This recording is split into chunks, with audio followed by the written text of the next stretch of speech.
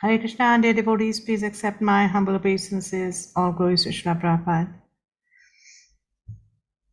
So we'll start with Manglacharan and then go on to the text. Om Jnanatimirandhasya Jnananjana Shalakaya Chakshurunmilitam Yena Tasmai Shri Guruve Namah Shri Chaitanya Manobhishtam Sthapitam Yena Bhutale Swayam Rupa Kadamayam Dadati Swapadantikam Vandeham Shri Gurau Shri Utapadakamalam Shri Gurun Vaishnavamsha Shrirupam Sagrajatam Sagana Raghunathanvitam Tam Sajivam Sadvaitam Savadhutam Parijana Sahitam Krishna Chaitanya Devam Shri Radha Krishna Padan Sagan Lalita Shri Vishakhanvitamsha He Krishna Karuna Sindhu Deenabandhu Jagatpate Gopesha Gopika Kanta Radha Kanta Namostute Tapta Kanchana Gaurangi Radhe Vrindavaneshwari Vrishabhanu Sute Devi Pranamami Hari Priye Vancha Kalpatarubhyascha Kripa Sindhubhya eva cha Patitanam Pavanebhyo Vaishnavebhyo Namo Namah Jai Shri Krishna Chaitanya Prabhu Nityananda Shri Advaita Gadadhar Shivasadi Gaur Bhakta Vrinda Hare Krishna Krishna Krishna Hare Hare Hare Rama Rama Rama Hare Hare Namo Vishnu Padaya Krishna Presthaya Bhutale Srimate Bhakti Vedanta Swami Niti Namine Namaste Saraswate Deve Gauravani Pracharine निर्विशेष शून्यवादी पाश्चात्य देश तारिणे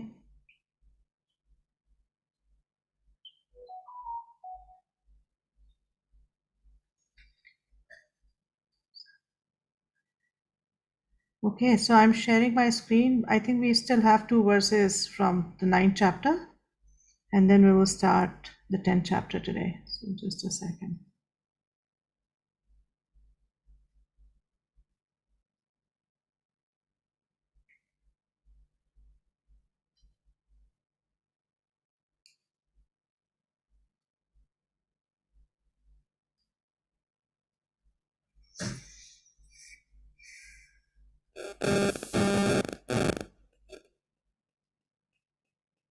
Okay. So is it visible? Yeah. So all right. So what has happened so far is that Krishna starts talking about how he is only hankering after love and devotion in the verse 26. And then in 27, he talks about Nishkam Karma Yoga, that if you cannot offer me with love and devotion, then at least try to do everything for me. Do it as an offering. And then he goes on to talk about how his devotee, if he has had an accidental fall down but is still engaged in devotional service with full surrender and full sincerity, then Krishna says, I still consider him as a sadhu, despite his accidental fall down, and that may be very abominable. And then in 30th shloka, 31st shloka, he talks about that why such a person is considered as a sadhu by him. And he says, Shipram Bhavti Dharmatma, that such a person who's engaged in devotional service with full sincerity very quickly becomes righteous. That person becomes righteous very quickly. And that is why Krishna is saying that I consider him as a sadhu. And then he tells Arjun to declare boldly that his devotee will never perish. And then he goes on to talk about that how different people take to devotional service. Even those who are low born, when they take to devotional service, they can actually attain the highest perfection. So that means bhakti is the best equalizer. There is no pre-qualification required for bhakti. If somebody takes it up and does it sincerely and And seriously, that person can attain the goal of human life or perfection in this very lifetime. So now he's going to talk about those who are already righteous. What's going to happen to them. So kim punar brahmanar punya bhakta rajashaya tatha anityam sukham lokam imam prapya bhajasvamam. Somebody please read the translation. How much more this is so of the righteous Brahmanas, the devotees, and the saintly kings. Therefore, having come to this temporary miserable world, engage in loving service unto me. Yeah, so he's saying that if all those people who are low born, who are sinful, can get perfection by doing devotional service, then what about those who are already righteous, who are already devotees? If they follow the devotional service seriously and sincerely, then there's no doubt that they will get the supreme destination, that they will attain the supreme destination. There's no doubt. And in the purport, Prabhupada explains about how this material world is full of miseries and is temporary. And then he goes on to say in the end, no one should remain in this temporary world full as it is with miseries. Everyone should attach himself to the bosom of the Supreme Personality of Godhead so that he can be eternally happy. The devotional service of the Supreme Lord is the only process by which all problems of all classes of men can be solved. Everyone should therefore take to Krishna consciousness and make his life perfect. So Prabhupada is concluding that it doesn't matter what one is bothered by, or it doesn't matter what's one level, or what's one birth, even low born, even sinful, whoever you may be. But if one takes to Krishna consciousness seriously, then all such problems can be solved. And this is now the last verse of this chapter. So, and this is a very important verse because, as I said, like Bhakti section is from 7 to 12, and 9th and 10th are right in the middle, right? The last verse of 9th chapter is the center of that middle. So this is the most important verse of this section. And it's so important that Krishna will repeat the same verse almost as it is in the 18th chapter. Okay?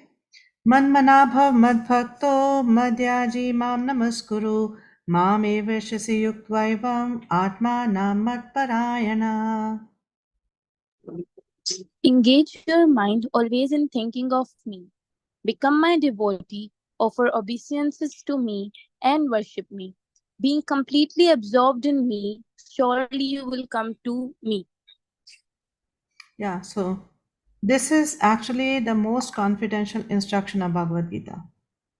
This verse is the most confidential uh, instruction. Yeah.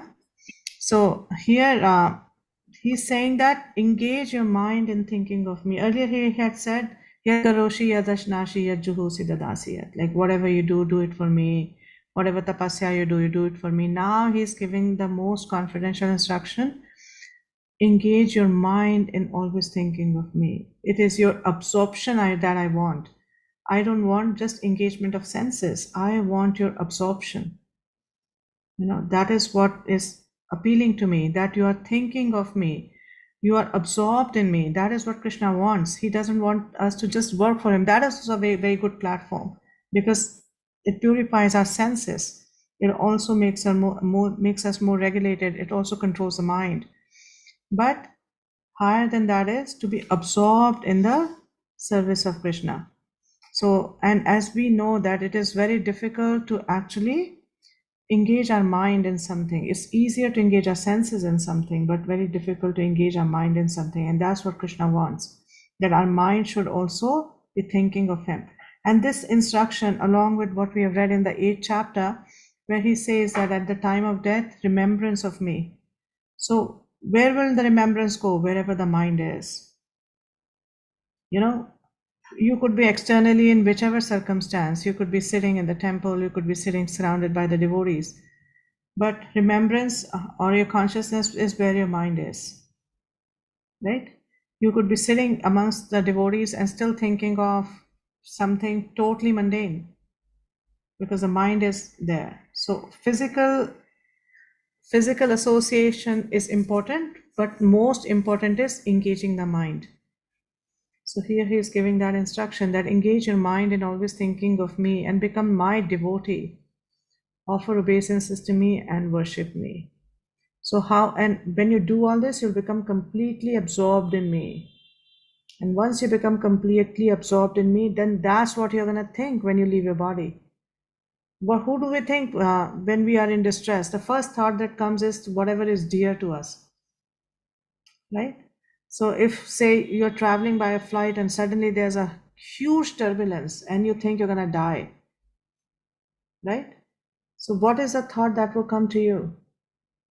Whatever has been the absorption throughout is what is the thought that will come to you. If the absorption is my kids, my family, then that's what you're going to think. What's going to happen to them?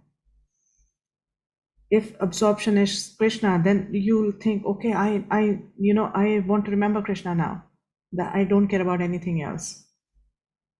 So absorption will determine where we go, what will be our destination.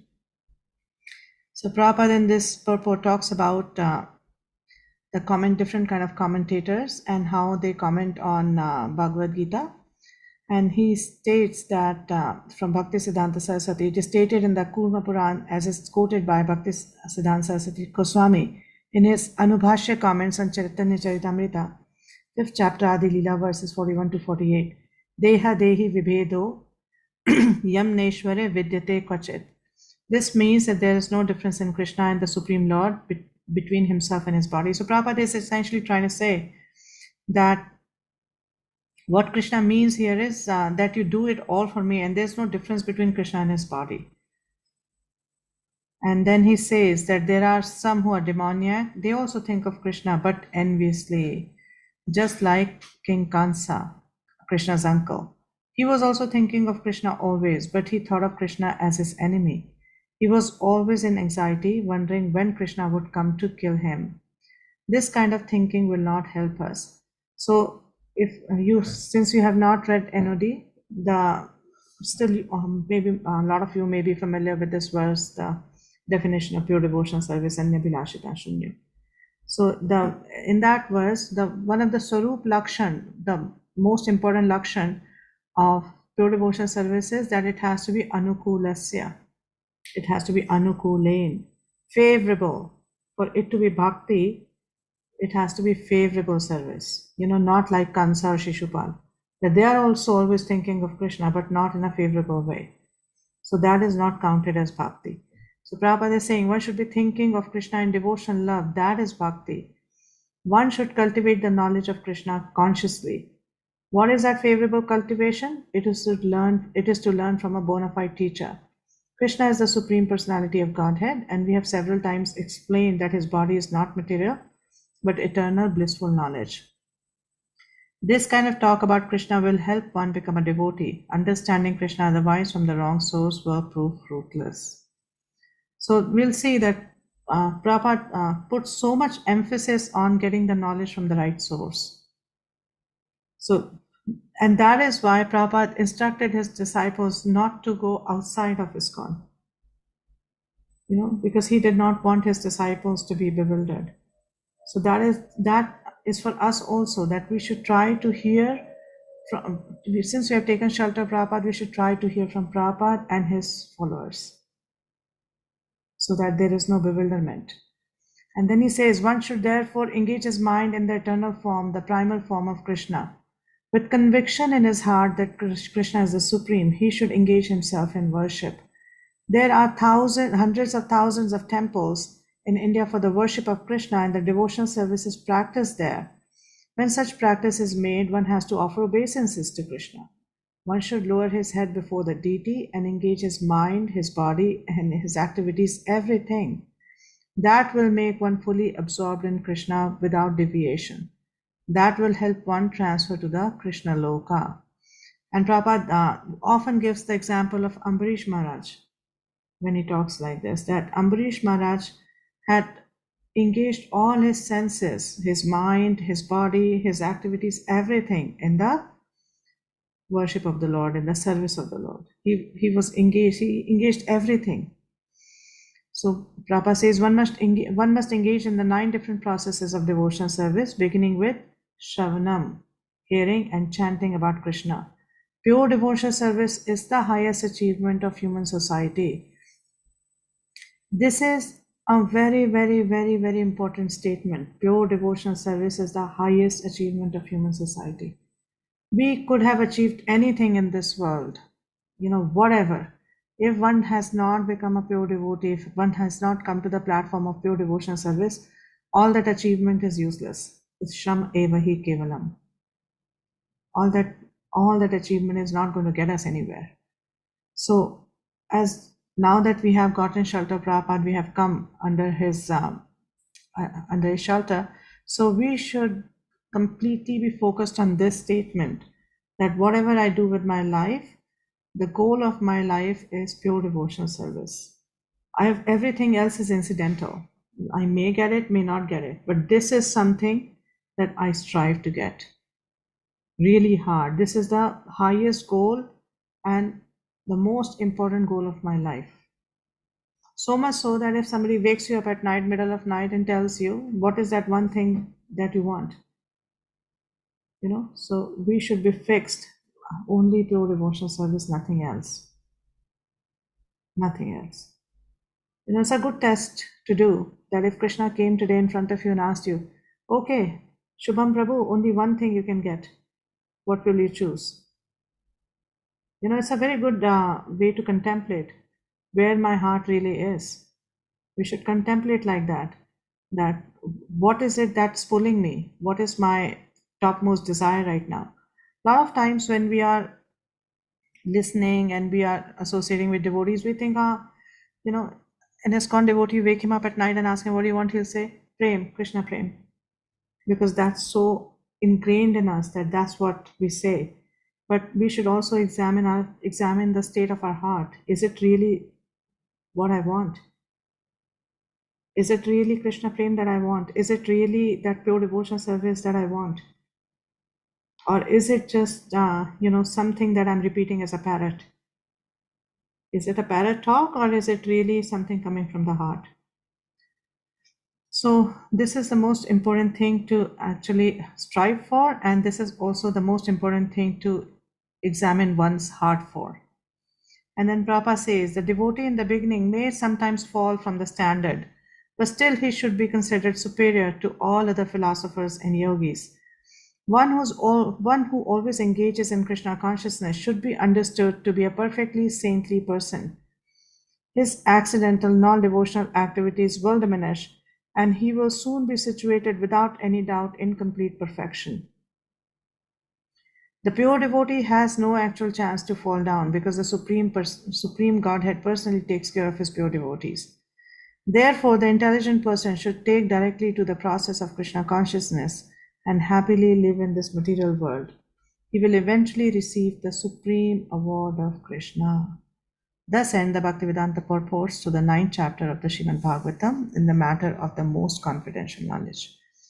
So, any questions from this chapter before we move on to chapter 10? Everyone is very clear on this chapter, right? So we can start chapter 10. Good.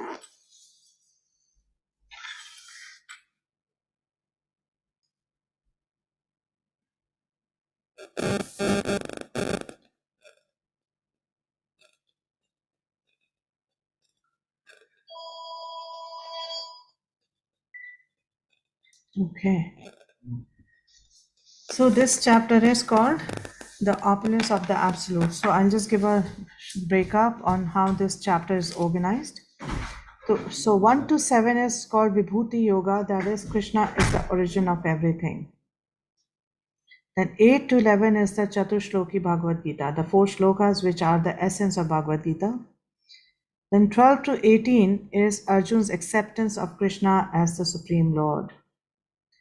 And 19 to 39, Krishna's opulences, almost about 80 opulences he will list in these shlokas. And 40 to 42, he is the source of all these opulences. That's how it's going to conclude. Okay.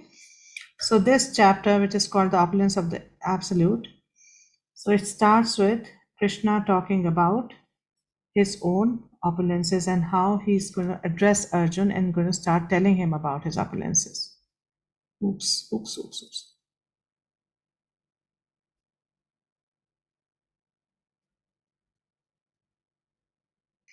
श्रीभगवानुवाच भूय एव महाबाहो शृणु मे परमं वचा यत्तेऽहं प्रियमाणाय वक्ष्यामि हितकामया.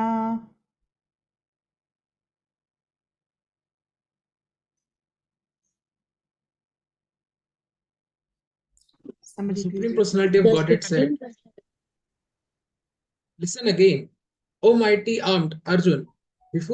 Because you are my dear friend, for your benefit, I shall speak to you further, giving knowledge that is better than what I have already explained."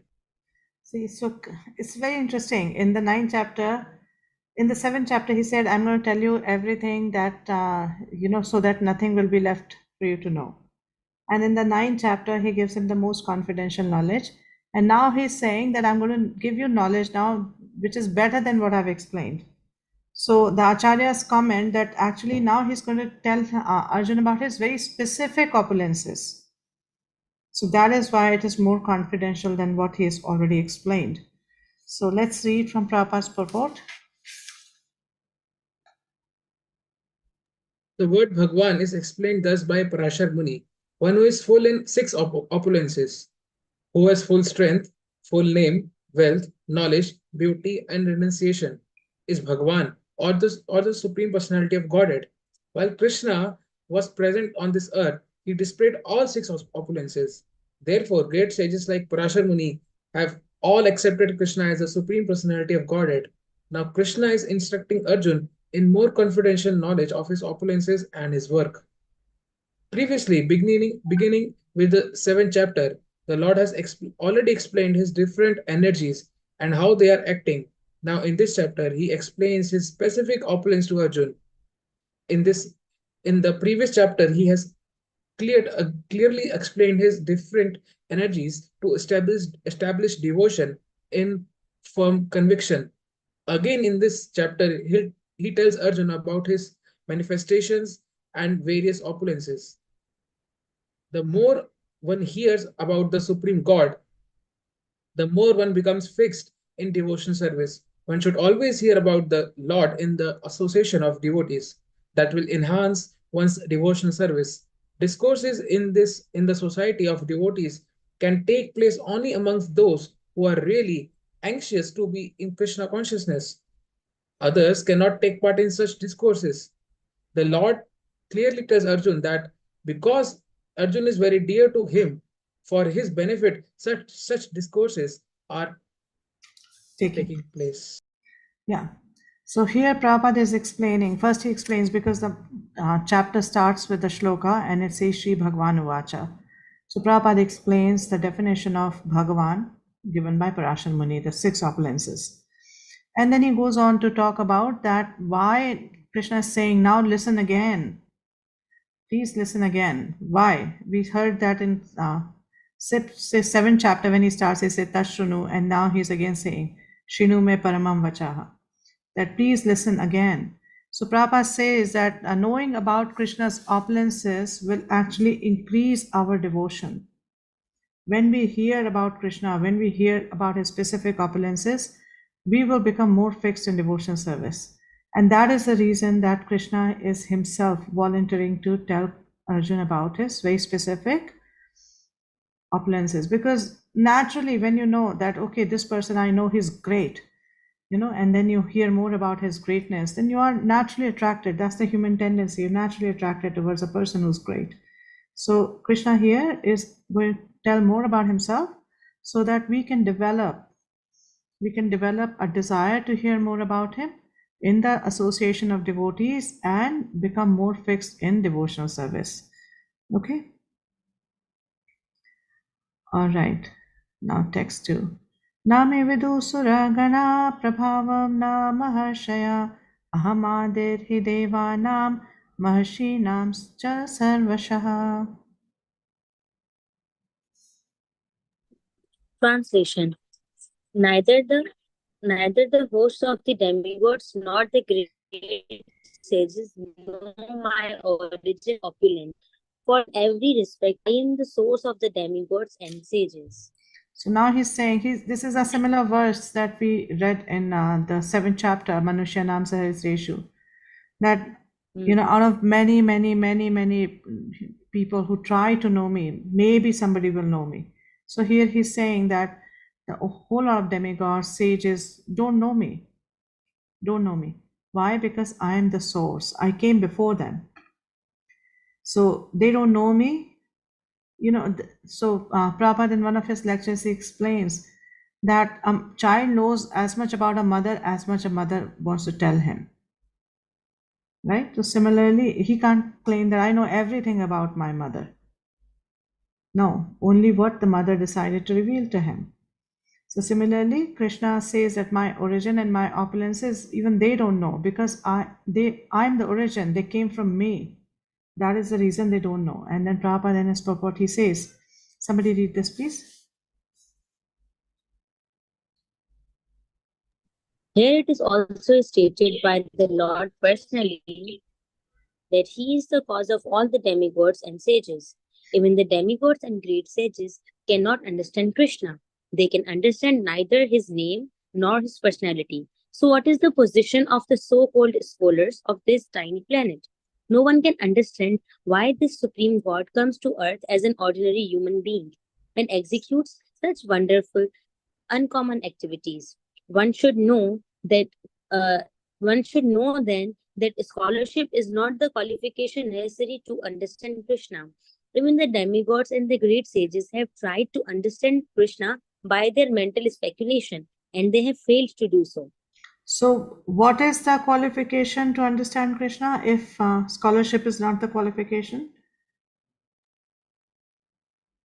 Pure devotional service. Pure devotional service. Yes. That is the only way to understand Krishna. We can't understand him through our mental speculation. Yes, Prabhu. Mataji, being not envious to Krishna is maybe can one reason.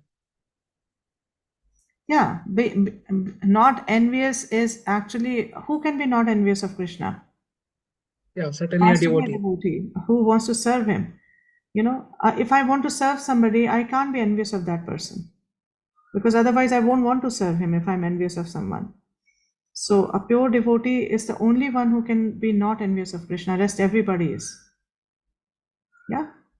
So now we can actually understand Krishna, who's eternal, full of bliss and knowledge, simply by studying his words in Bhagavad Gita and Srimad Bhagavatam. The conception of God as some ruling power or as the impersonal Brahman can be reached by persons who are in the inferior energy of the Lord. But the personality of Godhead cannot be conceived unless one is in the transcendental position. So Prabhupada is like really trying to rub it in that without devotional service, you cannot really understand Krishna. You cannot understand his different pastimes. You cannot understand different things he does.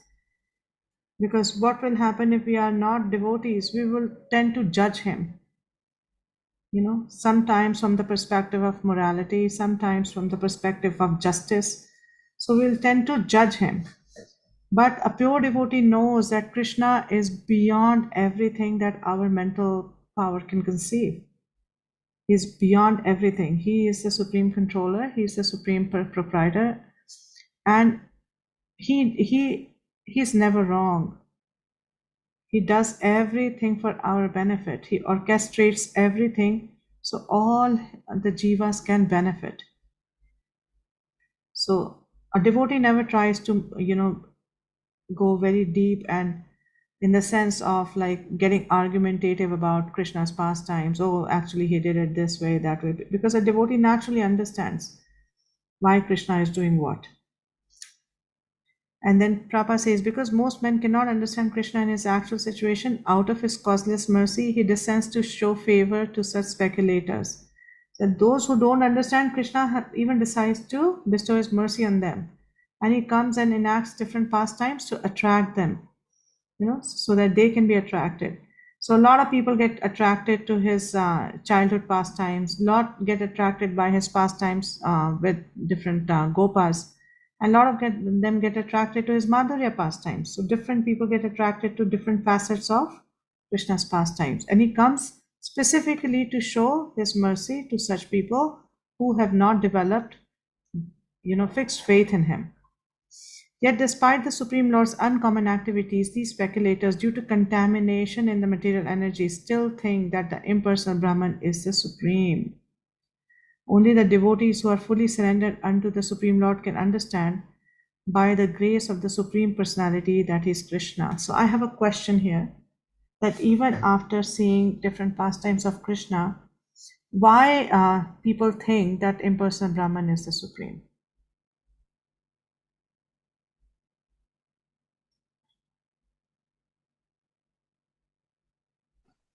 They may be envious of Krishna. Hold on. Daya? Hare Krishna, Mataji, they doesn't believe. They believe that Krishna is also one of the avatar. Okay. As this is my understanding. Okay. So one of the avatar, then how do they get attracted to the impersonal Brahman? They think that like from impersonal Brahman, Krishna has taken a A form. form. Okay. Okay. Jyoti, Hare Krishna Mataji, please accept my humble please obeisances. accept mine. They first thing is they may be envious of Krishna, Envious and of Krishna. Okay. and they believe their own concept to be more true than what exactly explained to them. Like they believe in one concept and they don't want to leave from that concept, Okay. whatsoever we try to explain to them. Okay. All right. Shubham Prabhu. Hare Krishna, Mataji. Hare Krishna. Mataji, as people have a tendency to see what they believe, they see and then they believe. So I think so, as Krishna is not visible to them by their material eyes, so they think that we can't see God. That's why I think they think that God is also impersonal. Yeah. And Prabhupada also gives a reason that these people, when they are in the material world, they go through different tribulations, and they come to a conclusion that the body is the reason for all my problems because I'm embodied, so my problems are all because of the body. So they think that if body is the reason for all my troubles, then Supreme can't be embodied. He must be without a body because body is the source of all the troubles. So they also conclude like this that impersonal Brahman is the supreme. And also when we read Isho, we see that Krishna is covered by his Brahmajyoti, by his effulgence.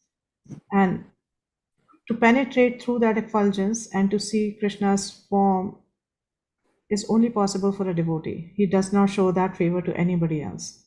So these people cannot really approach Krishna beyond the effulgence. Those who do not engage in devotional service cannot penetrate beyond the effulgence. So for them, that becomes a supreme. They think, oh, yes, this is it.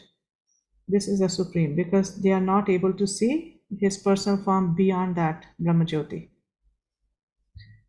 Thank you. Then Prabhupada says, only the devotees who are fully surrendered unto the Supreme Lord can understand by the grace of the Supreme Personality that he is Krishna. The devotees of the Lord do not bother about the impersonal Brahman conception of Lord. Their faith and devotion bring them to surrender immediately unto the Supreme Lord, and out of the causeless mercy of Krishna, they can understand Krishna and no one else can understand him. Okay, third shloka. Maybe somebody can even read the shloka.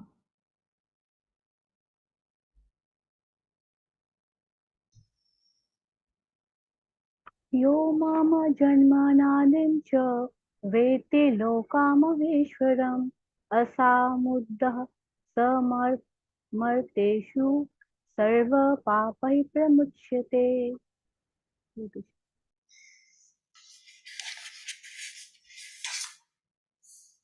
Translation: He who knows me as the unborn, as the beginningless, as the supreme Lord of all the worlds, he only, undeluded among men, is freed from all sins. Yeah, so he says that who understands that I'm the origin, I am unborn, I'm beginningless, and I am the Supreme Lord. For such a person, he is concluding that such a person is undeluded and he is free from all sins. So, why does he say all this? Because he's manifested by his own internal potency. He does not come into being like us. He comes into being by, especially when he comes in different forms in this material world, he comes through the internal potency. So Prabhupada explains in the purport this. Hold on, let me just see. Yeah, almost. Okay. Somebody can read this pink portion.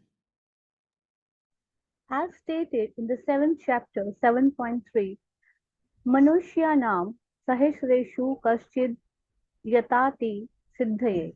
Those who are trying to elevate themselves to the platform of spiritual realization are not ordinary men. They are superior to millions and millions of ordinary men who have no knowledge of spiritual realization, but out of those actually trying to understand their spiritual situation. One who can come to the understanding that Krishna is the Supreme Personality of Godhead, the proprietor of everything, the unborn, is the most successful spiritually realized person. In that stage only, when one has fully understood Krishna's supreme position, can one be free completely from all sinful reactions. Here the Lord is described by the word Aja, meaning unborn, but he is a distinct from the living entities who are described in the 2nd chapter as Aja. The Lord is different from the different living entities who are taking birth and are dying due to material attachment. The conditioned souls are changing their bodies, but his body is not changeable. Even when he comes to the material world, he comes as the same unborn. Therefore, in the 4th chapter, it is said that the Lord, by his internal potency, is not under the inferior material energy, but is always in the superior energy. Thank you.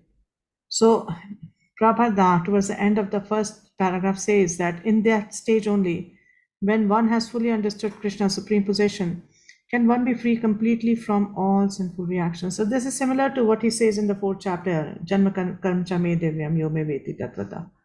That a person who knows me in Tattva, a person who knows me in full truth, does not have to come back. So, one who can be free from all sinful reactions, one who becomes eligible to go back to Godhead.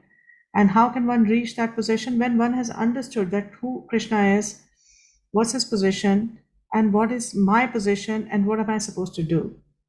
I'm supposed to serve him. When one comes to that conclusion and starts rendering devotional service, then one can be actually free from all sinful reactions. Then Prabha says in this verse, the words Veti Loka Maheshwaram indicate that one should know that Krishna is the supreme proprietor of the planetary systems of the universe. He was existing before the creation and he is different from his creation. All the demigods were created within this material world, but as far as Krishna is concerned, it is said that he is not created. Therefore, Krishna is different even from the great demigods like Brahma and Shiva. And because he is the creator of Brahma, Shiva, and all the other demigods, he is the supreme person of all planets. Sri Krishna is therefore different from everything that is created, and anyone who knows him as such immediately becomes liberated from all sinful reactions. One must be liberated from all sinful reactions to be in the knowledge of the Supreme Lord. And only by devotional service can he be known and not by any other means, as stated in Bhagavad Gita. And then Prabhupada counter questions that if Krishna is known as the son of Devaki, then how can he be unborn? How can we say, oh, he's not born? How can we say he's Aja? That is also explained in Srimad Bhagavatam. When he appeared before Devaki and Vasudev, he was not born as an ordinary child. He was born in his Chaturbhuj Roop, which was all decorated and ornamented. He appeared in his original form and then he transformed himself into an ordinary child. And then Prabhupada says anything done under the direction of Krishna is transcendental. It cannot be contaminated by material reactions which may be auspicious or inauspicious. The conception that there are things auspicious and inauspicious in the material world is more or less a mental concoction because there is nothing auspicious in the material world. Very strong statement that we may think, oh, this is good, this is bad, and Prabhupada says nothing good in material world. Everything is bad. Everything is inauspicious because the very material nature is inauspicious. Very strong statement, but something to really meditate on. Okay, now somebody can read this pink portion, please.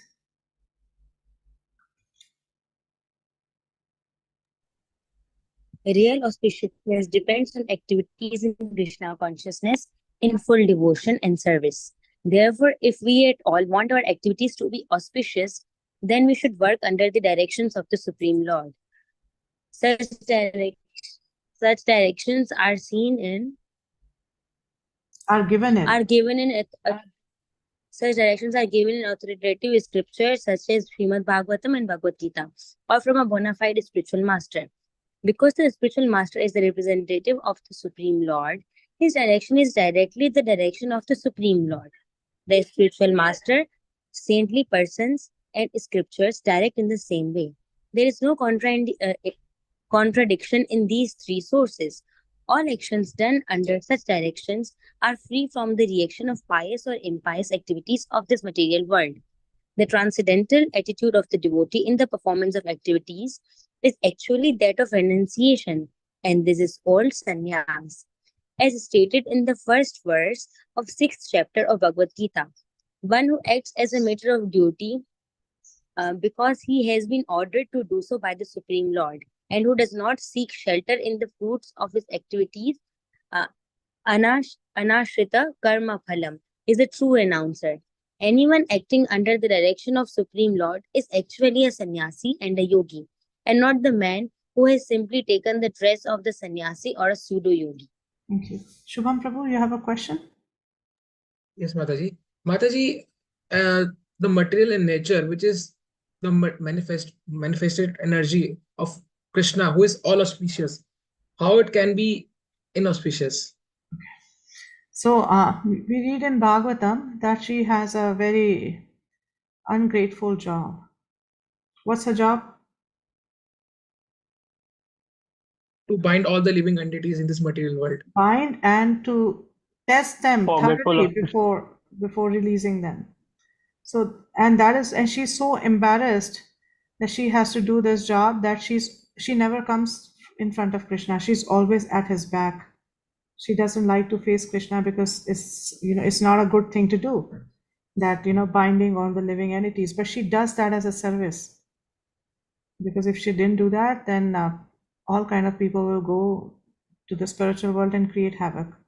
So it's a very difficult service, and everything is inauspicious because by nature material world is inauspicious. What is auspicious in this material world? Who is in the material world? People who think they're this body. What is auspicious about that? If we don't know our real identity and we are delusional and we keep acting as someone we are not, what can be auspicious about that? Such people are called like what? If you see somebody acting in a certain way that person is not, what do you call such a person? A fool. Fool or crazy, right? That this person is crazy. He's acting in a way that he's not. So this place is full of such crazies. So what is auspicious about this place? Yeah. Even whatever we think auspicious is actually related to our body and desire for sense gratification. Normally, what do we consider auspicious? If things happen according to what we wanted, right? So very rarely, I'm not talking about devotees, but very rarely people think of devotional service as something auspicious. They think of their sense gratification as auspicious. So this, like if they get a nice car, then they think, oh, by mercy of Krishna, I got a nice car. So it is not the mercy of Krishna, it is that your desire got fulfilled. And Krishna sanctioned it. So we should not really think of that as auspicious.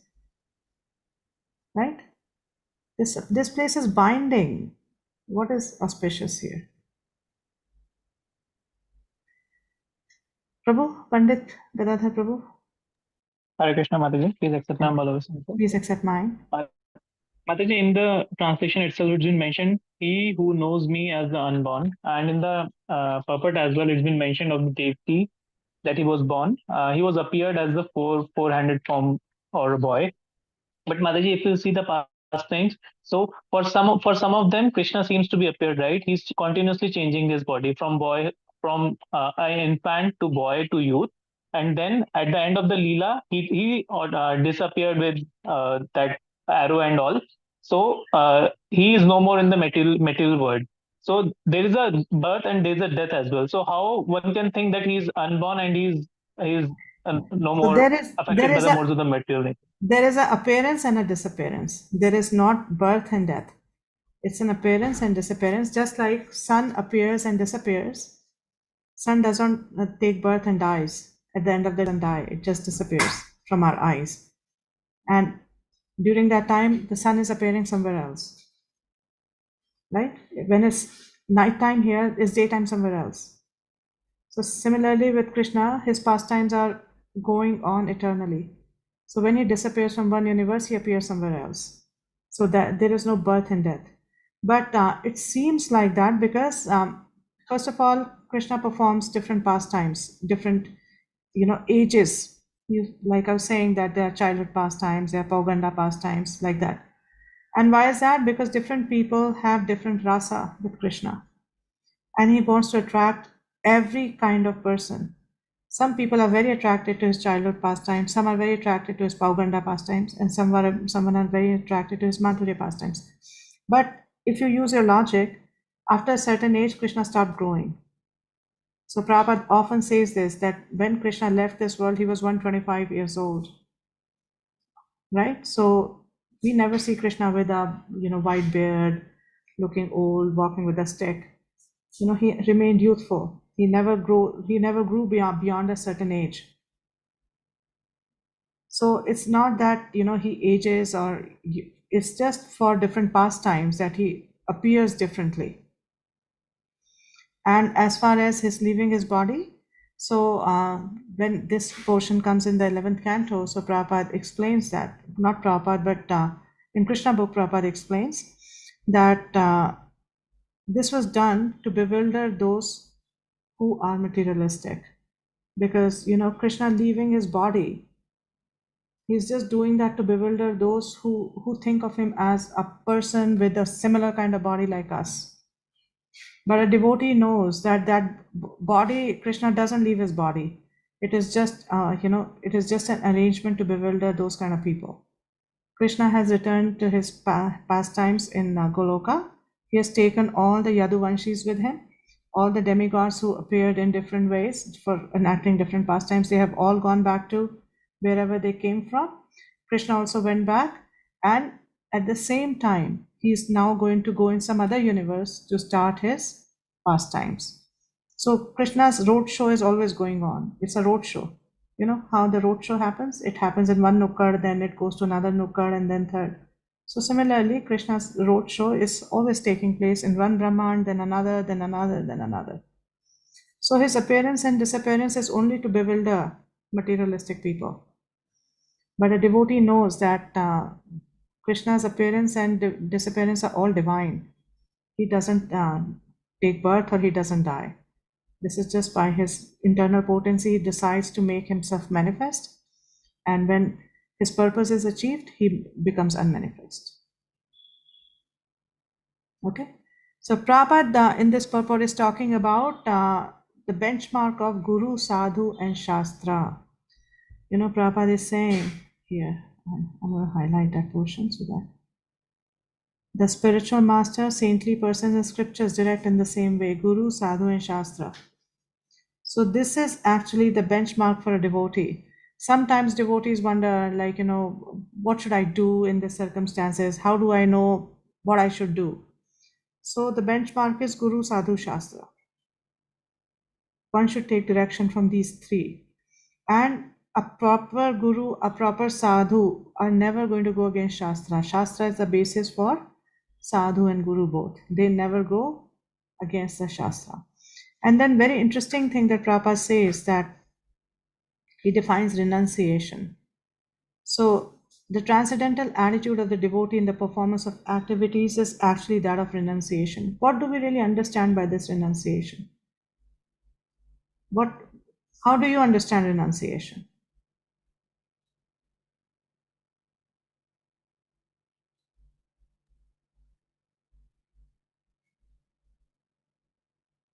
Jyoti? Hare Krishna Mataji, not getting affected by things, like even though if it is, we are surrounded by many types of favorable things, but we are not getting attached to it and doing our duty in that balance. Thank you. Daya? By decreasing of interest toward material things.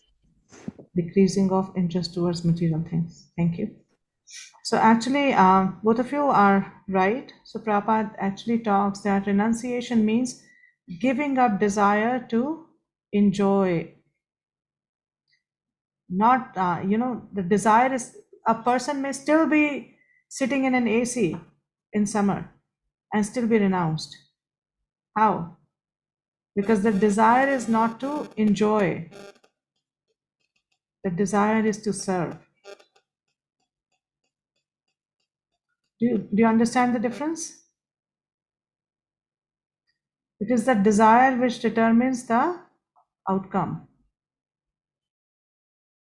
What was the intent? Right? If you're sitting in AC in the summer and you're like, oh, thank God, it's so hot outside, and you want to be comfortable, that is for your own enjoyment. But if you think that I'm sitting in the AC so that I can be more productive and I can do my devotional service in the right consciousness, then it's actually not enjoyment anymore. It is renunciation, because it is not for your enjoyment. Okay? Text 4.5. Somebody read the text and please.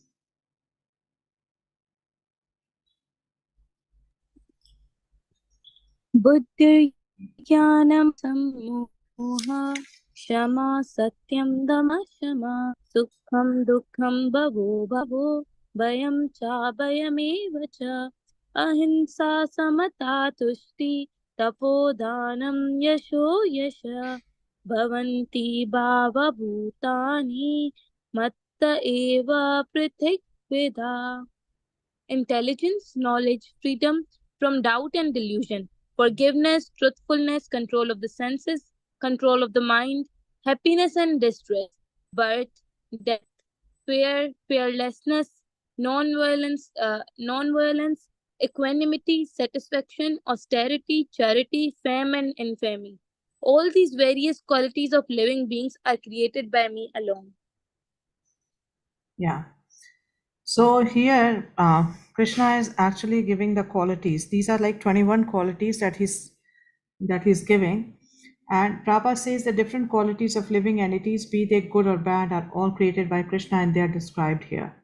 So he's giving that how all these things are coming from me. So when we read this, we can understand that Krishna is the origin of everything. And this is a very long purport. But Prabhupada goes on to explain each and every quality that Krishna has given. So I think it's a very nice purport. So we will read most of it. So the qualities I've highlighted in pink so that we know that these are the qualities. So he starts with intelligence and he says refers to the power to analyze things in their proper perspective, to understand and analyze what is right, what is wrong, should this be done, should this not be done. That is intelligence. And then he says knowledge refers to understanding what is spirit and what is matter, to differentiate between spirit and matter. And ordinary knowledge obtained by university education pertains only to matter, and it is not accepted here as knowledge. Knowledge means knowing the distinction between spirit and matter. And in modern education, there is no knowledge about spirit. They are simply taking care of the material elements and bodily needs. Therefore, academic knowledge is not complete. Then third, he talks about asamoha, that is freedom from doubt and delusion. And he says can be achieved when one is not hesitant when he understands a transcendental philosophy. Slowly but surely he becomes free from bewilderment, because a person who is who's getting transcendental knowledge can understand what is right, what is wrong. And so such a person doesn't get bewildered. He can see things in proper perspective. And Prabhupada says nothing should be accepted blindly. Everything should be accepted with care and with caution.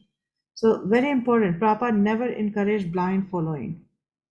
He said we all have been given intelligence, and that intelligence should be used.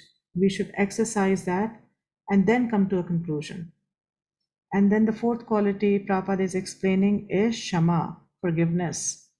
And he says tolerance and forgiveness should be practiced. One should be tolerant and excuse the minor offenses of others. Then the other next quality is Satyam or truthfulness, means that facts should be presented as they are for the benefit of others. Facts should not be misrepresented. According to social conventions, it is said that one can speak the truth only when it is palatable to others, but that is not truthfulness. The truth should be spoken in a straightforward way so that others will understand actually what facts are. If a man is a thief and if people warn that he is a thief, that is truth. Although sometimes the truth is unpalatable, one should not refrain from speaking it. Truthfulness demands that the facts be presented as they are for the benefit of others. That is the definition of truth. The next is control of senses or Shama. Somebody can read this, please.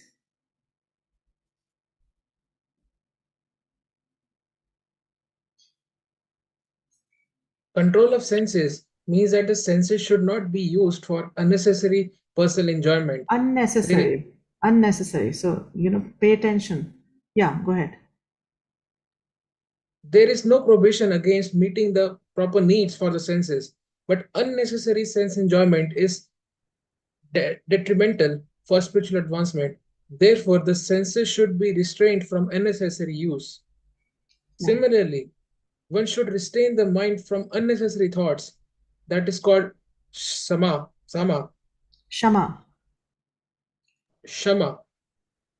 One should not spend one's time pondering over earning money. That is the misuse of thinking power. The mind should be used to understand the prime necessity of human beings, and that should be presented authoritatively. The power of thought should be developed in association with persons who are authorities in the scriptures, saintly persons, and spiritual masters, and those who are thinking is highly developed. Sukham, pleasure or happiness should always be in that which is favorable for the cultivation of the spiritual knowledge of Krishna consciousness. And similarly, that is that which is painful or which causes distress is that which is unfavorable for the cultivation of Krishna consciousness. Anything favorable for development of Krishna consciousness should be accepted, and anything unfavorable should be rejected. Thank you, Prabhu. So these two lines, anything favorable for the development of Krishna consciousness should be accepted, and anything unfavorable should be rejected. Where do we see this as principles? Nectar of instruction, Mataji. Prabhu Pandit Kadada Prabhu? Yes, Mataji. It's been stated by Shri Rup Goswami. Whatever Anukula se sankalpa, Pratikula se varjana. It's not Rupa Goswami. It is Not Rup Goswami. Okay. It is Sanatan Goswami, but yes, that's the truth. These are the principles of Sharanagati, and they have been they are elaborated. They were elaborated on by Srila Bhaktivinoda Thakur in his book of bhajans called Sharanagati. Anukula says sankalpa, that is whatever is favorable for the devotional service, one should take it up, and pratikula se varjanam, that anything unfavorable should be rejected. Yes, Prabhu. Mataji, I have a question on the Shama part, tolerance and forgiveness. It's been mentioned in the purport that excuse the minor offenses of others. What about the major offenses, Mataji? See, if it's a major offense, sometimes some action needs to be done. Some action needs to be taken. Minor offenses are like a person saw me, he's my junior, didn't say Hare Krishna, So these are like minor offenses. One should not really pay attention to these. But if it's a major offense, then if you are in a position of authority, you need to act. You need to act. And sometimes it could be for the betterment of that person, and sometimes because that kind of offense can be very detrimental for the rest of the society. So major offenses, we can't just give a blanket statement that all kind of offenses can be excused. Minor can be excused, but major, we have to weigh in and see what kind of offense it is. So that's why it's not a blanket statement for major offenses. Okay? Yeah, somebody read this now.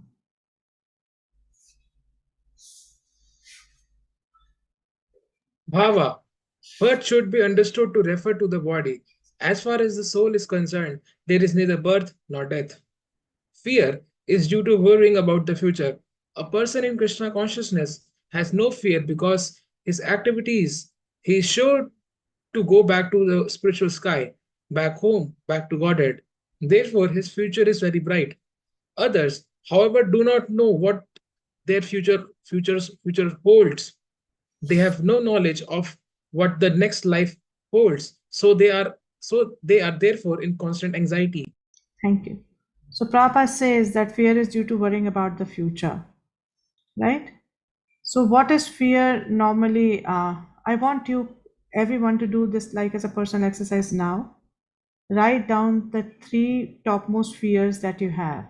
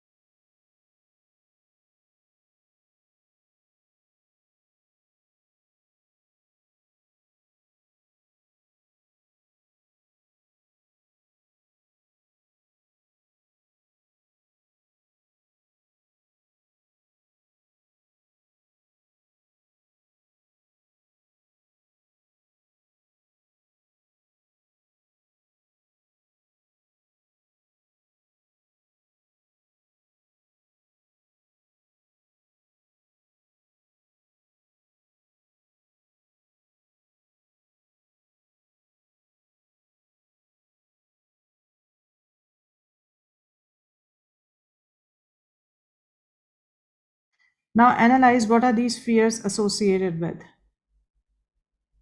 Is it the fear regarding the soul, or is it the fear regarding the body?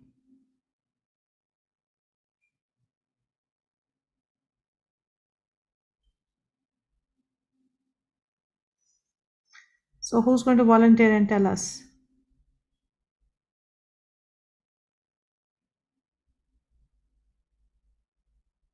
Some of you. Yeah, Prabhu. Mataji, that while attending these classes, the topmost fear is what if I won't clear my Bhakti Shastra exam down the line. Okay, so okay, let's the- let's think about it. Okay, you don't clear your Bhakti Shastri, exam. So what will happen?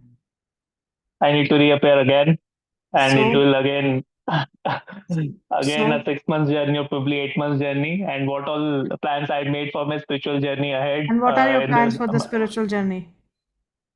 to understand Bhagavad Gita more deeply, and Well, to if you do preach. it the Plus, second time, wouldn't it be better? it would be better, but the intent of doing Bhakti Shastra probably, the zeal that I have as of now, probably that was a little bit demotivated. I feel from inside, ki I need to do it again all of Why? a sudden with Are the we new batch are, and all. are we studying for the degree, or are we really studying to understand Krishna? So that is something that we may think that we are studying to understand Krishna, but actually we have a fruitive mentality in this study also. The mentality is that, okay, if I get the degree, then maybe I can preach, or maybe, I can get my Yes, we second can apply for initiation. Bhakti Vaibhav. Yes, Yeah, that is I can starting get in my second December. initiation, or I can get Bhakti Vaibhav degree, and then I will be, then I'll have Bhakti Vaibhav. Wonderful. And then, I can, people will know that I know Bhagavatam. And then so all these, if we really deeply analyze, all these things are associated with the body. Our ego, our body, our, different desires And if you go really deep in these desires, 99% of them are material. So it's now, from now on, start doing this activity regularly. One second, please.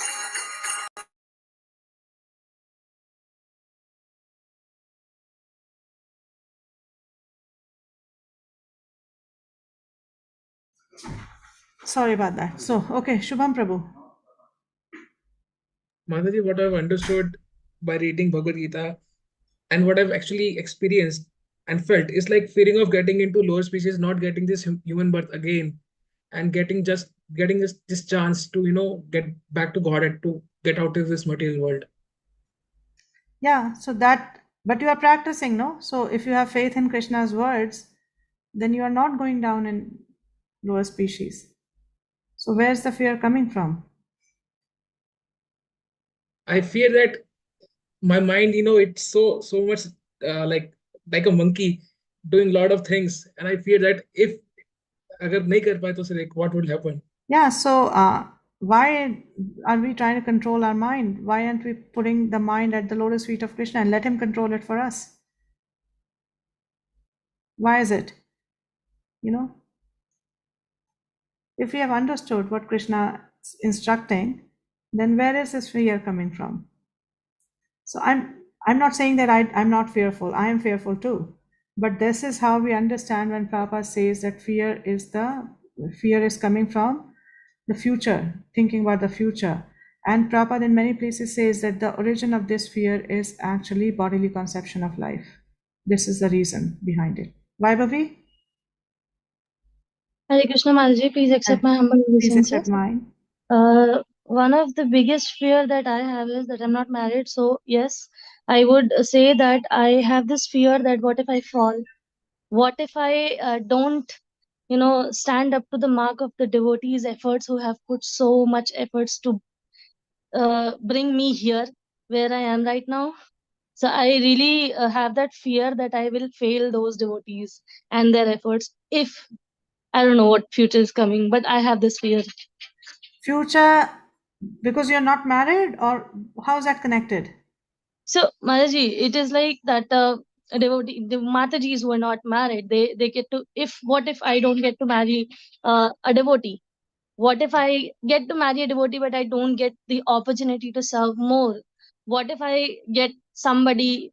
What if I myself falls because of all the bewilderment and all?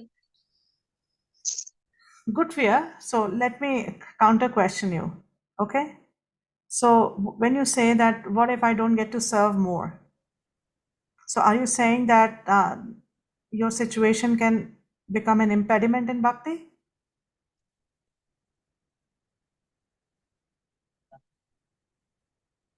I'm so sorry, I'm not able to hear. Can your situation become impediment in your bhakti?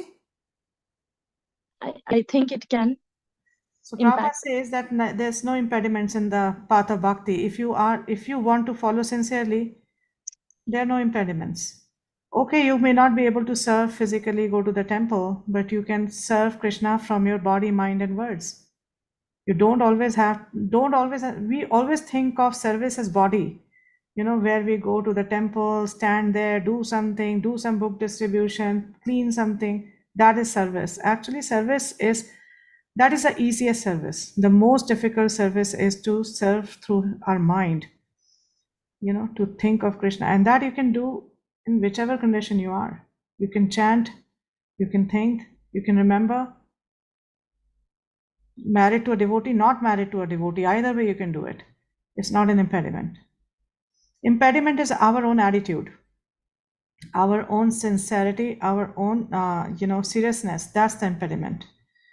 And as far as letting down those devotees who have helped you in your journey, then if you are serious, then you don't let them down. If you take shelter of Krishna, you take shelter of our acharyas, they will protect you. Krishna says, I will protect. If you are engaged in seriousness, problem is only our own attachments to this material world. That is the only impediment. Our attachments to this material world. Otherwise, there's no impediment at all. Daya? Hare Krishna Mataji. I am about to say I have fear of attachment, which I already have. Of course, that's one should be fearful of, but how do we get rid of these attachments?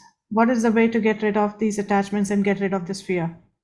By engaging ourselves in service. By Like, becoming attached to Krishna. yeah, When you by know, it's like, redirecting our attachment. yeah, it's like you don't have to try and break your attachments. Just try to get more attached to Krishna through the process of Shravanam and Kirtanam. You know, it's like if your attachment is more towards Krishna, automatically you'll be detached from rest of the things. True. It's an automatic thing. Problem is that we are not attached to Krishna, so attachment has to be somewhere, right? We are humans, we are not stones. It has to be somewhere.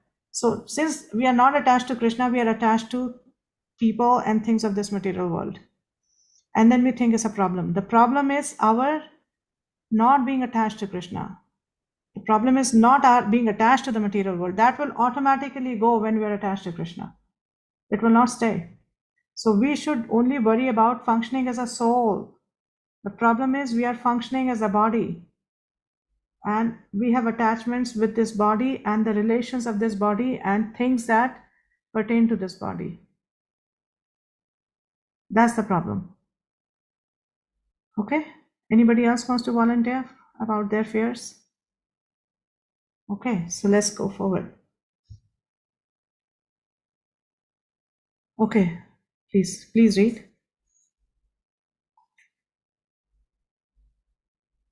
In Srimad Bhagavatam 11.2.37, it is stated, Bhayam Dvitiya Bhini Veshataha Syat. Fear is caused by our absorption in the illusionary energy. But those who are free from the illusionary energy, those who are confident that they are not the material body, that they are spiritual part of the Supreme Personality of Godhead, and who are therefore engaged in transcendental service of the Supreme Godhead, have nothing to fear. Their future is very bright. Yeah. Abhayam. So if one is engaged in the service of Krishna, then one comes to this principle, Rakhe Krishna mare Krishna rakhe ke. If Krishna wants to kill me, nobody can protect me. If Krishna wants to protect me, nobody can kill me. So everything is in his hand, whatever he wants to do with me. Right? So then there's no fear. If nothing is under your control, what are you fearful of? Nothing. Right? So then Prabhupada says, Abhayam, fearlessness is possible only for one in Krishna consciousness. Otherwise, one cannot be Abhay. Because when one understands that Krishna is in the control and he is the supreme controller, and when one understands and accepts that, then there's no fear. Problem is when we try to control things, when we think we can control something, and we are not able to control it, and then that's what is fearful. That what if this happens? What if that happens? Right? Because we are trying to control. But when we give that to Krishna and tell him that, okay, Krishna, whatever is your plan, I'm okay with that plan. I accept your plan. I'm not going against your plan. I'm okay with whatever you plan for me. Fear is gone. Okay, Prabhu, go ahead, please read. Ahimsa. Non-violence means that one should not do anything which will put others into misery or confusion. Ahimsa means that people should be trained in such a way that full utilization of the human body can be achieved. The human body is meant for spiritual realization. So any movement or any commissions which do not further that and commit violence on human body, that is that which further the future spiritual happiness of the people is general is called non-violence. Yeah, so ahimsa, this is very important because normally in normal parlance, we think of ahimsa as not killing someone, not. But Prabhupada takes it at a deeper level. That not, he's in many places he says not preaching is ahimsa, and preaching is ahimsa. That is, if you're giving somebody an opportunity to attain perfection in this human form of life, that is actually ahimsa.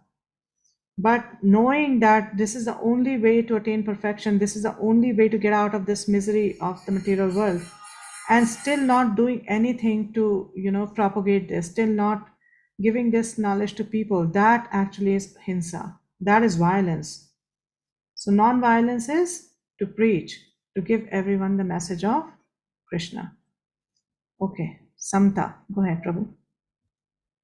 Samta, equanimity, refers to freedom of attachment and aversion. To be very much attached or to be very much detached is not the best.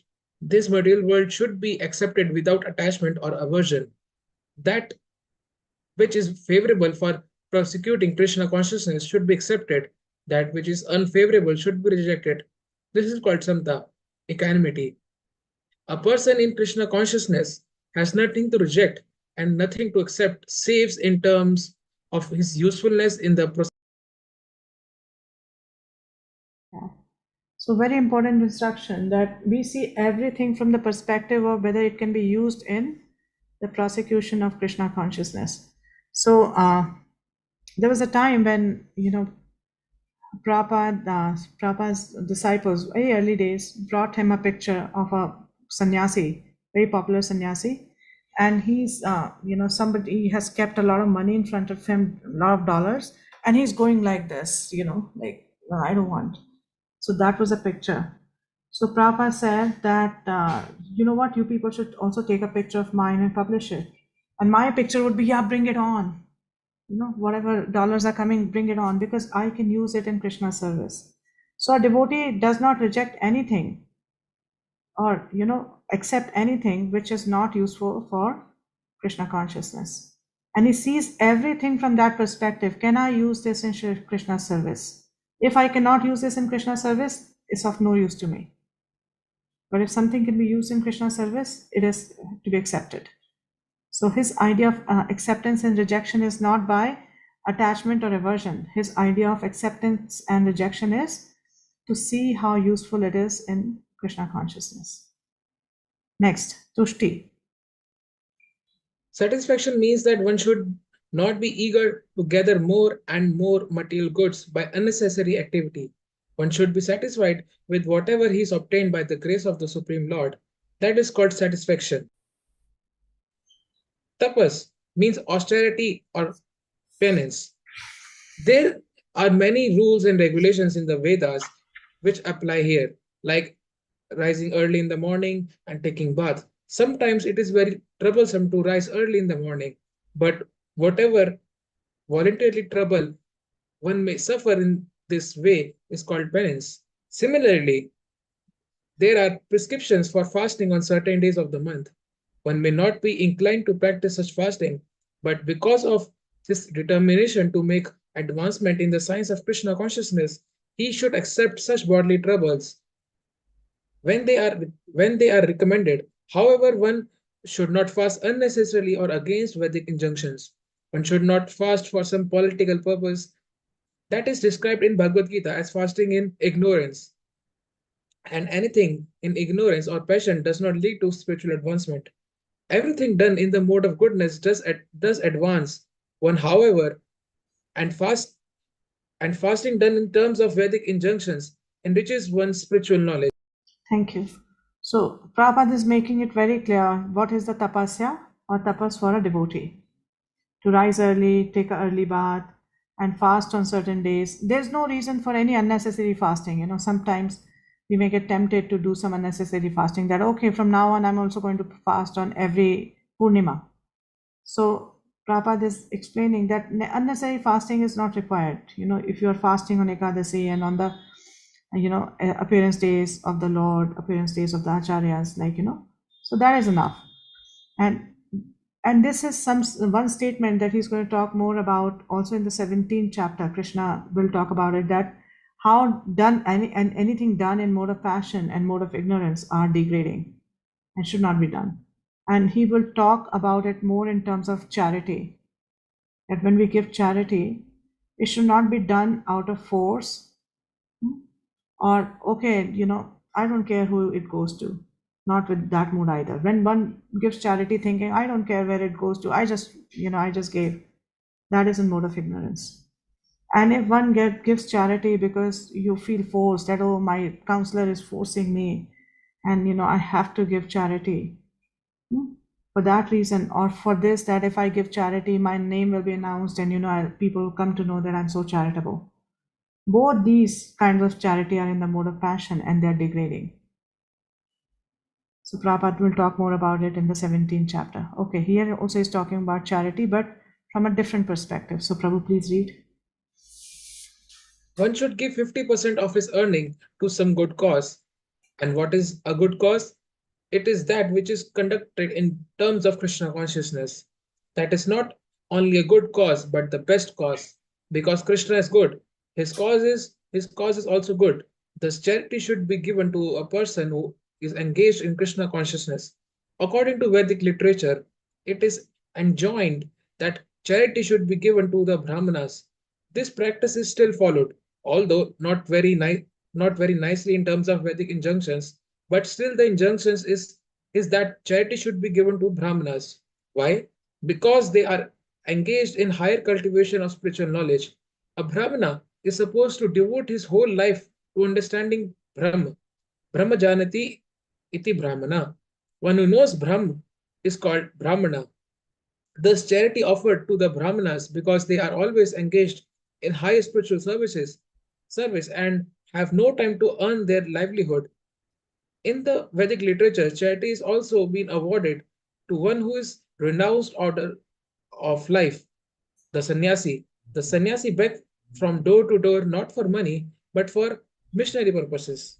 The system is that for the system is that they go from door to door to awaken the householders from the slumber of ignorance because the householders are engaged in family affairs and have forgotten their actual purpose in life, awakening their Krishna consciousness. It is the business of the sannyasi to go as beggar to the householders and encourage them to be Krishna conscious. As it is said in Vedas, one should awake and achieve what is due him in this human form of life. This knowledge and method is distributed by the sannyasis. Hence, charity is to be given to renouncers of life, to the brahmanas and similar good causes, not to any whimsical cause. Thank you. So Prabhupada is making it very clear that one should give charity after deliberation, understanding who am I giving charity to and for what purpose, and not just whimsically, okay, do you want charity? Okay, I give it to you. Not just like that. Okay, so one should be very careful. And here also Prabhupada talks that best charity is to be given to a person who's engaged in Krishna consciousness or for the activity of Krishna consciousness, like for preaching, to help in preaching, or for prasadam distribution, whichever way we can actually increase people's consciousness of Krishna, that is a good way to give charity. Yes, Prabhu. Mataji, what happens to those who misuse the amount or the money collected from charity? Like people who have taken charity and misuse it? Yes, ma'am. So that is their karma that they have to worry about. They'll be answerable. They'll be implicated if they don't use it properly. They'll be implicated. So that's for them to see. That's between them and Krishna. And if they have a guru, then between Krishna, guru, and them. But for us, we should be very careful. We should see who we are giving and why. We should be careful of that. Because if we don't do it, it will either be in the mode of passion or ignorance, and they both are degrading. That charity is not going to help us. It can degrade us. Okay? Yes, Mataji. Hare Krishna, Dandavata Pranam, Mataji. Hare Krishna. My Dhamma. question is with respect to fasting. Krishna is telling you, and in this purport, Prabhupada is also telling that you should not do some extreme fasting. But then, how Nirjala Ekadashi and certain people say we fast, we don't drink water. So, isn't that extreme? Yeah, some form of austerity is also required. This is called voluntary penance. That voluntarily we choose to exercise certain certain penances or certain austerities for the pleasure of the Lord. When we keep Nirjala Ekadashi, what is the purpose of Nirjala Ekadashi? Can somebody tell me? Why that do we he believe? recommended to Bhima that you can't fast at any time, so you do one fast in 1 year. But he was divine. Bhima was not a material person. Like he doesn't have a material body. We have a material body. If we don't drink for at least 5 to 6 hours, then some problem will happen. It could be some medical problem First could thing is arise. to understand that it was recommended to Bhima to keep it fully Nirjala, so because he could not keep other Ekadashi. Are you keeping all the Ekadashis? Yeah. You are keeping all the Ekadashis.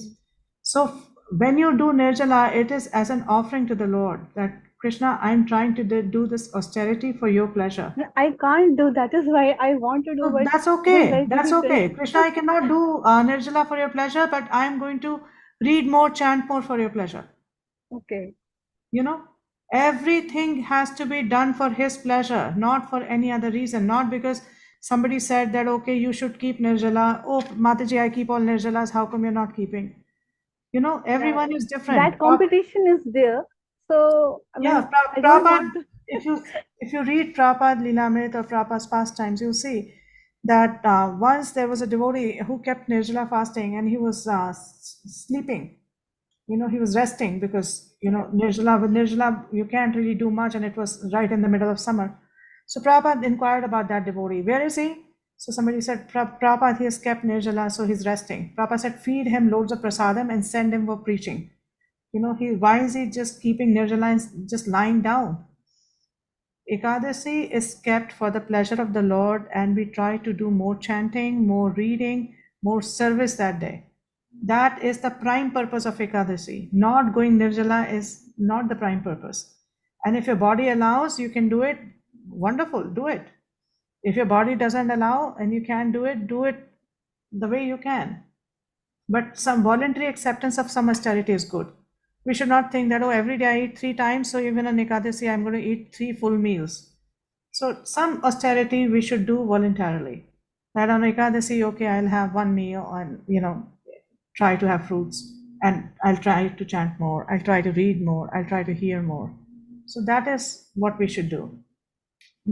Don't get caught up in this Nirjala, Sajala, this, that, you know. Whoever can do whatever for the pleasure of the Lord should do.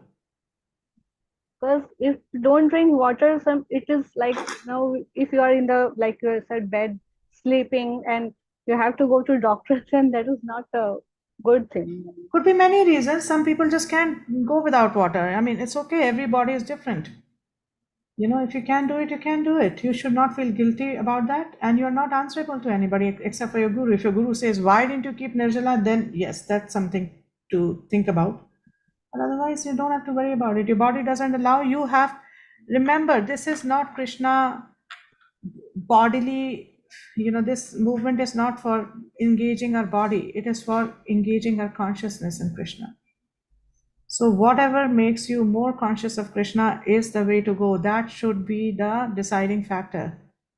But at the same time, we should not use this to, I'm not saying this for you, I'm just saying generally, that we should not use this to lead a very comfortable life. We should practice voluntary austerity for the pleasure of Krishna. Okay? Thank you. Thank you, Hare Krishna.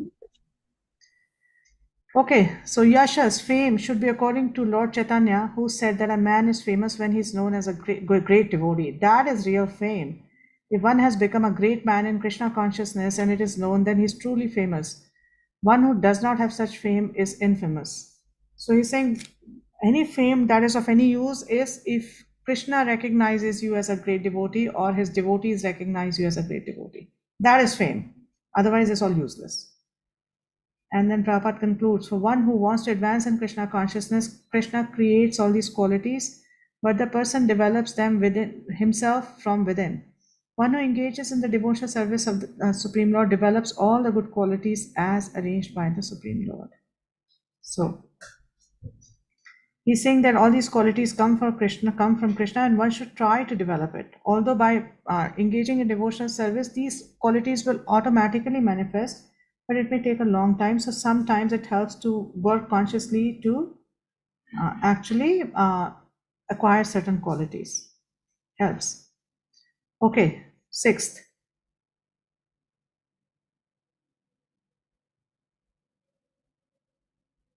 Somebody read, please. महर्षया सप्तपूर्वे चत्वारो मनवस्तथा मद्भावमानसा जाता येषां लोका इमा प्रजा. The seven great sages, and before them the four other great sages, and the Manus, progenitors of mankind, come from me, born from my mind, and all the living beings populating the various planets descend from them. So Krishna is telling that how this, how the all these planets are being populated. Who come, who come in the initial stages, and from them, how different living beings populate this planet. Okay, purport. Somebody read that. The Lord is giving a gynecological synopsis of the genealogical synopsis of the universal population. Brahma is the original creature born out of the energy of the Supreme Lord, who is known as Hiranyagarbha, and from Brahma all the seven great sages, and before them four other great sages, named Shanika, Sananda, Sanatana, and Sanat Kumara, and the 14 Manus are manifested.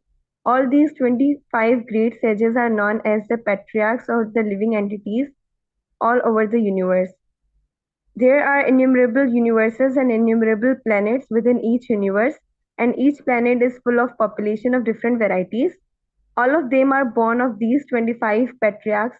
Brahma underwent penance for 1000 years of the demigods before he realized, by the grace of Krishna, how to create. Then from Brahma came Sanaka, Sananda, Sanatana, and Sanat Kumara, then Rudra, and then the seven sages. And in this way, all the Brahmas and Kshatriyas are born out of the energy of the Supreme Personality of Godhead. Brahma is known as Pitama, the grandfather, and Krishna is known as Prapitama, the father of grandfather. Thank you. So here, Krishna is saying that everybody is originating from these 25 people.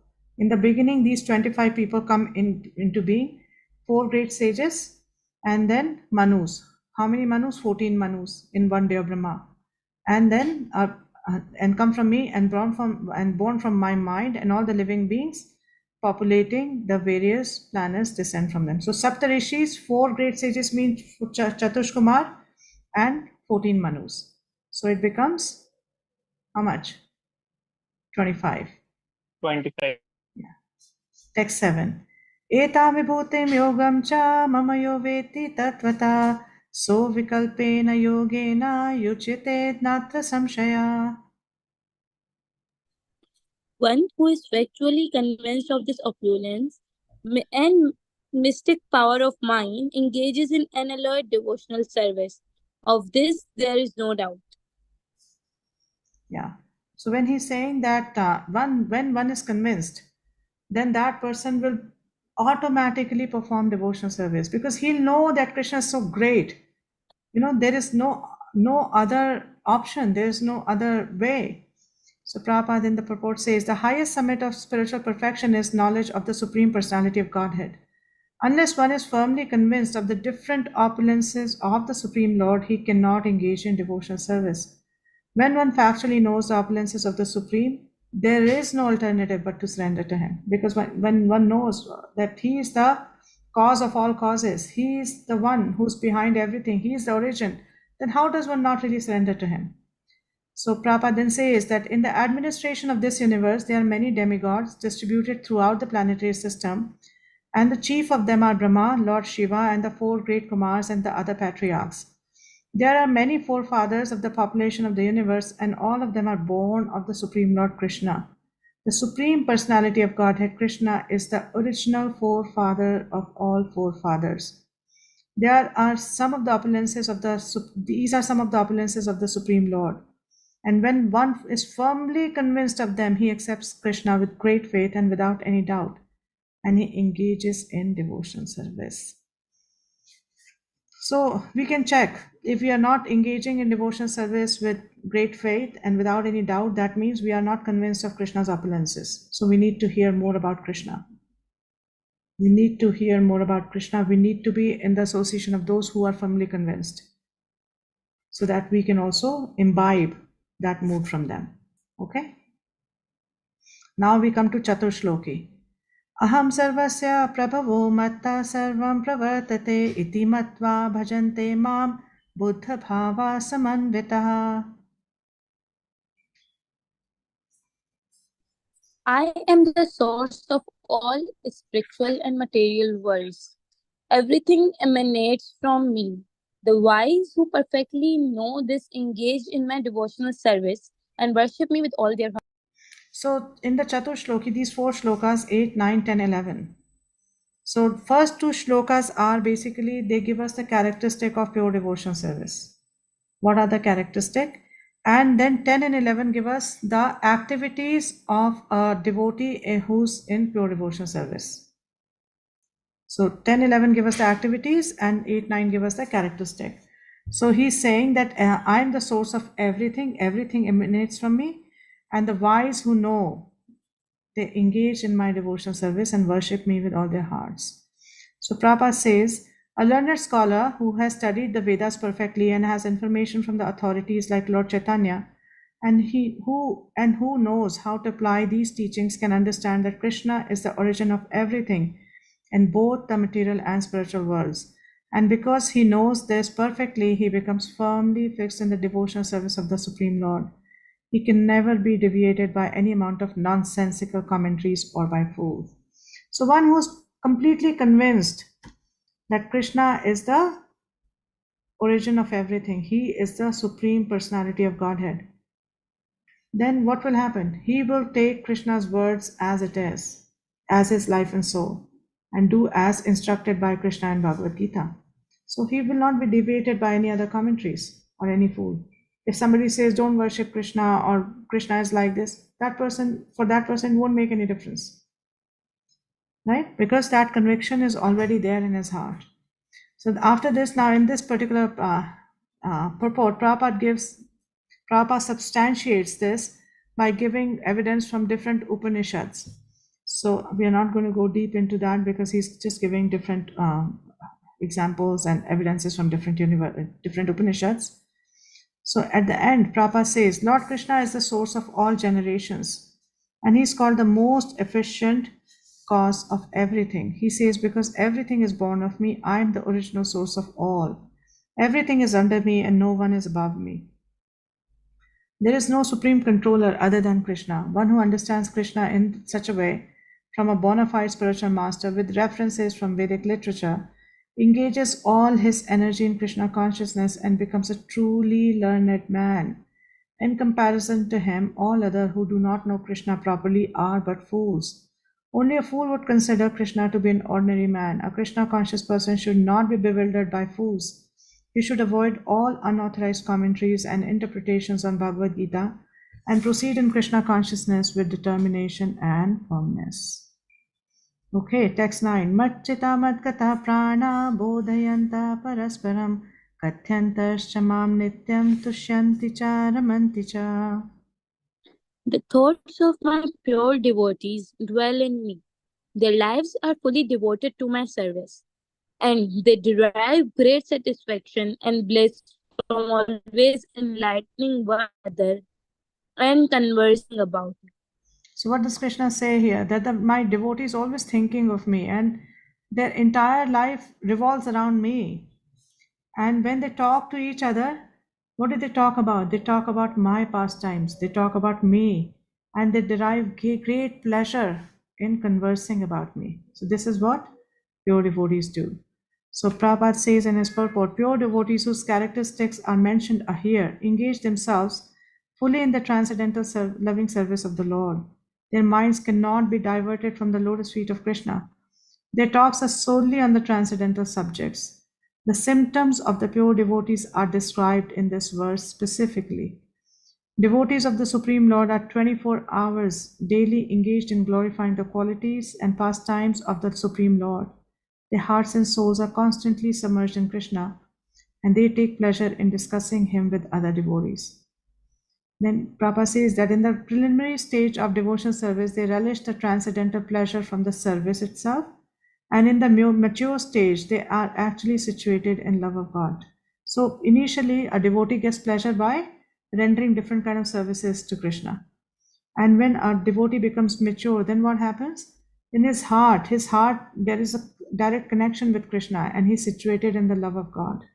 He can, Krishna is always instructing him. Krishna is, like we heard that if we read the sixth chapter, first canto of Bhagavatam, Sri Prabhupada says that there's a transcendental television in the heart of a devotee. There's a transcendental television in the heart of a devotee, and on that devotee, on that television, the movies about Krishna are being shown. That means he's seeing the pastimes of Krishna, he's always seeing Krishna. So that is the mature state. And then Prabhupada says, once situated in that transcendental position, they can relish the highest perfection, which is exhibited by the Lord in his abode. They say, Lord Chaitanya likens transcendental devotional service to sowing of a seed in the heart of the living entity. Bij, this is the bij. There are innumerable living entities traveling throughout the different planets of the universe, and out of them there are few who are fortunate enough to meet a pure devotee and get the chance to understand devotional service. Which verse is this? Very, very famous verse. Who knows which verse is this? There are innumerable living entities. Yes, Prabhu. Mataji, Manushyanam Sahasreshu. No, Right. this is from Chaitanya Charitamrita. There are innumerable living entities traveling throughout the different planets of the universe, and out of them there are a few who are fortunate enough. Yes, Pandit Prabhu. Andaji, is it oh, Sadhu Sangha Sarv Shastra Gaye? No, this is No? Brahman Brahmite Kauna Bhagyavan Jeev. Bhagavanaji. Guru Krishna Prasade Pai Bhakti Lata Beach. And then Prabhupada says this devotional service is just like a seed, and if it is sown in the heart of a living entity, and if he goes on hearing and chanting Hare Krishna, Krishna Krishna, Hare Krishna, Hare, Hare Hare Rama, Hare Rama, Hare Rama Rama, Rama, Rama Hare Rama, Hare, Hare Hare. that seed fructifies just as the seed of a tree fructifies with regular watering. The spiritual plant of devotional service gradually grows and grows until it penetrates the covering of the material universe and enters into the Brahmajyoti effulgence of the spiritual sky, in the spiritual sky. In the spiritual sky also that plant grows more and more until it reaches the highest planet, which is called Golok Vrindavan, the supreme planet of Krishna. Ultimately, the plant takes shelter under the lotus feet of Krishna and rests there. Gradually, as a plant grows fruit and flowers, that plant of devotional service also produces fruits, and the watering process in the form of chanting and hearing goes on. This plant of devotional service is fully described in CC Madhya Leela, chapter 19. This is Rupa Shiksha, part of Rupa Shiksha from Chaitanya Mahaprabhu when he instructs Rupa Goswami, chapter 19. It comes there. So there's that Bhakti Lata Beach. One gets that Bhakti Lata Beach, and by watering that seed through hearing and chanting, that seed sprouts and grows into a plant, a creeper, and it keeps growing, and it penetrates the 7 layers, universal layers, and reaches the spiritual sky. It doesn't stop growing. It keeps growing until it reaches and rests at the lotus feet of Krishna. It rests there, takes shelter there, and there are flowers and fruits that come. And these flowers and fruits are prema, that they are praying for Krishna. And then Prabhupada says, it is explained there that when complete plant takes shelter under the lotus feet of Supreme Lord, one becomes absorbed in love of God, prema. Then he cannot live even for a moment without being in contact with the Supreme Lord, just as a fish cannot live without water. In such a state, the devotee actually attains the transcendental qualities in contact with the Supreme Lord. So here in this verse, Krishna is talking about those devotees who relish discussing him, rendering service to him, discussing about his pastimes, his qualities. And now coming to the 10th verse, the 3rd verse of Chatushloki. Tesham satata yuktanam bhajatam priti purvakam dadami buddhi yogam tam yena mam upayanti te. Somebody read please. To those who are constantly devoted to serving me with love, I give the understanding by which they can come to me. Yeah, so now Krishna is saying that those who are devoted to me, how do I reciprocate? How do I reciprocate with them? It's not that they are loving me and I'm just sitting idle, not doing anything. I reciprocate. How do I reciprocate? I give them the understanding. So, Prabhupada, because Krishna uses the word buddhi yogam tam, dadami buddhi yogam tam. So, Prabhupada starts by explaining what buddhi yoga is. He says buddhi yoga itself is action in Krishna consciousness. That is the highest intelligence. Buddhi means intelligence, and yoga means mystic activities or mystic elevation. When one tries to go back home, back to Godhead, and takes fully to Krishna consciousness in devotion service, his action is called Buddhi Yoga because he's intelligently deciding to choose the right path. In other words, Buddhi Yoga is a process by which one gets out of the entanglement of this material world. The ultimate goal of progress is Krishna. People do not know this, and therefore, the association of devotees and a bona fide spiritual master are important because they'll tell you that ultimate goal is serving Krishna. One should know that the goal is Krishna, and when the goal is assigned, then the path is slowly but progressively traversed, and the ultimate goal is achieved. And then he says, when a person knows the goal of life but is addicted to the fruits of activities, he's acting in Karma Yoga. What is Karma Yoga? That he knows there is a higher goal. I'm supposed to be serving Krishna, but he's attached to the activities. When he knows that the goal is Krishna, but he takes pleasure in mental speculation to understand Krishna, is acting in Jnana Yoga. But when he knows the goal and seeks Krishna completely in Krishna consciousness and devotion service, he is acting in Bhakti Yoga or Buddhi Yoga, which is the complete yoga. The complete yoga is the highest perfectional stage of life. A person may have a bona fide spiritual master and may be attached to a spiritual organization, but if he's still not intelligent enough to make progress, then Krishna from within, as Chaitya Guru, gives him instructions so that he may ultimately come to him without difficulty. So Krishna, it doesn't matter whether one is educated, not educated, may understand something, may not understand something. If he's sincere, then Krishna will do what? Give him understanding. The qualification is that a person always engage himself in Krishna consciousness and with love and devotion render all kinds of services. He should perform some sort of work for Krishna, and that work should be with love.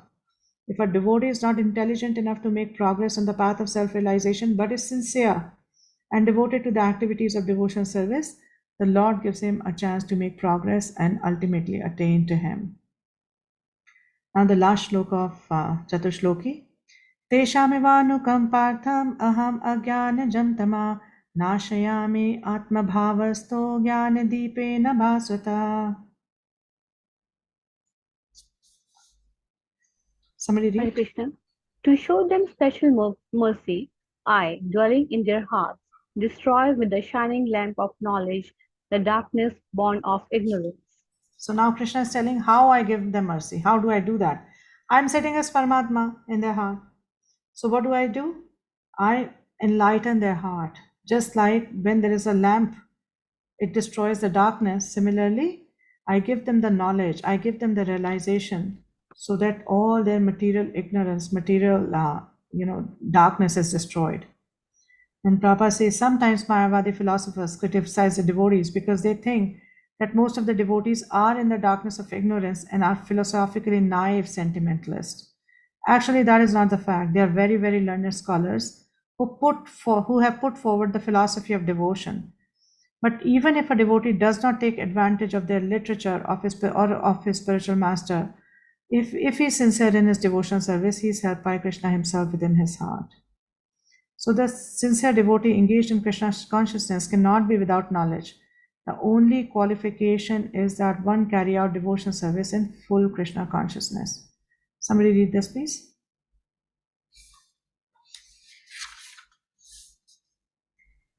Only by devotional service is the supreme truth Krishna pleased, and by his inconceivable energy he can reveal himself to the heart of the pure devotee. The pure devotee always has Krishna within his heart, and with the presence of Krishna, who is just like the sun, the darkness of ignorance is at once dissipated. This is the special mercy rendered to the pure devotee by Krishna. Due to the contamination of material association through many, many millions of births, one's heart is always covered with the dust of materialism. But when one engages in devotional service and constantly chants Hare Krishna, the dust quickly clears and one is elevated to the platform of pure knowledge. The ultimate goal, Vishnu, can be attained only by this chant and by devotional service, and not by mental speculation or argument. The pure devotee does not have to worry about the material necessities of life. He need not to be anxious, but when he removes the darkness from his heart, everything is provided automatically by the Supreme Lord, who is pleased by the loving devotional service of the devotee. This is the essence of the teaching of Bhagavad Gita. By studying Bhagavad Gita, one can become a soul completely surrendered to the Supreme Lord and engage himself in pure devotional service. As the Lord takes charge, one becomes completely free from all kind of materialistic endeavors. Thank you. So basically, what is the process of bhakti? Process of bhakti is moving from the point of being in charge to Krishna taking charge. Right now, what is happening? We are in the controllership mentality. We are in charge. But when we realize that I should surrender to Krishna, and when we become surrendered, and we give that control to Krishna, that Krishna, you are my controller. I am ready to accept your plan. I'm ready to accept whatever you decide for me. And I'm placing my faith at your lotus feet. That is actually the process of bhakti. To move from being in charge to making Krishna the in charge. Okay, that is the process of bhakti. So I don't want to start anything else today. My idea was to finish Chatushloki. So we'll do rest of the 10th chapter tomorrow. Any questions from the text we have discussed? Okay, so thank you very much for your very kind attention. So Krishna willing, we'll meet tomorrow and try to cover rest of the chapter. Please accept my humble obeisances. All glories to Srila Prabhupada. Thank you, Mataji, for Hare Hare Krishna. Thank you. Thank you. Hare Krishna.